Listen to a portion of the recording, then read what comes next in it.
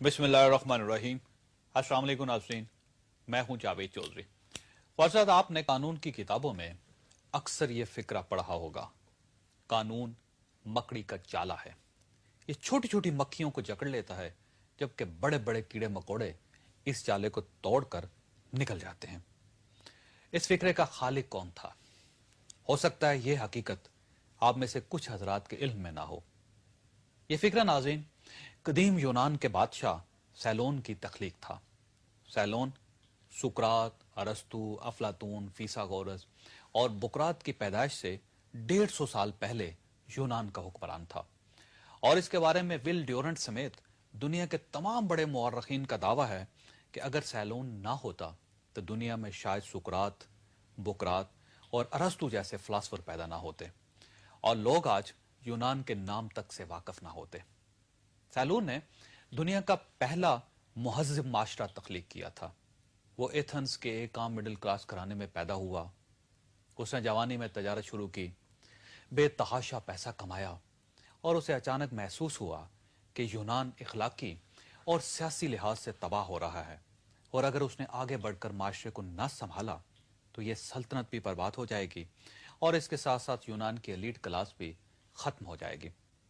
वो सियासत में आया और 594 कबल मसीह में, यानी आज से 2600 साल पहले, एथेंस के एक छोटे से इलाके का मजिस्ट्रेट बन गया।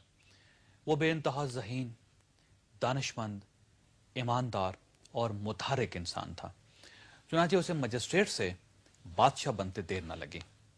यूनान का हुक्मरान बनने के बाद सलोन ने बड़े दिलचस्प इक़दाम किए।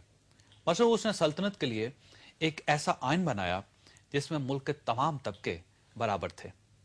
उसने एक हुक्म के तहत आम लोगों के तमाम कर्जे माफ कर दिए और मुल्क में सूद के कारोबार पर पाबंदी लगा दी। उसने गुलामी के खात्मे का ऐलान भी कर दिया और तमाम गुलाम आज़ाद कर दिए। उसने सियासी इल्जामात में कैद तमाम मुल्ज़िमों को आम माफ़ी दे दी। उसने मुल्क को 4 तबकों में तकसीम किया। पहले तबके यानी उमरा पर 12%, दूसरे तबके पर 10% और तीसरे तबके पर 5% इनकम टैक्स नाफिज कर दिया, जबकि चौथे यानी गरीब तबके को हर किस्म के टैक्स से आज़ाद कर दिया। उसने तमाम शहरियों के लिए वोट लाजमी करार दे दिया और उसके दौर में मुल्क का कोई भी शहरी पार्लियामेंट का मेंबर बन सकता था और उसने अदलिया को मुकम्मल तौर पर आज़ाद और खुद मुख्तार बना दिया।